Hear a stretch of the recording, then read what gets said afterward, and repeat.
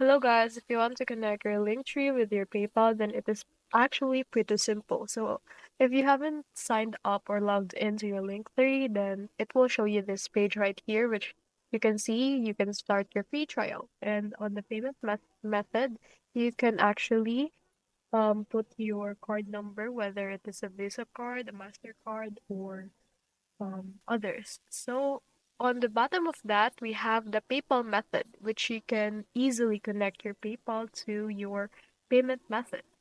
And yes, that is actually it. You will just provide your PayPal account details, whether a mobile number or email. So you can take it from here. And then if you're already logged into your Linktree account, then you should be able to go to your settings, then tap on edit method or payment method and click the PayPal one if you that's all.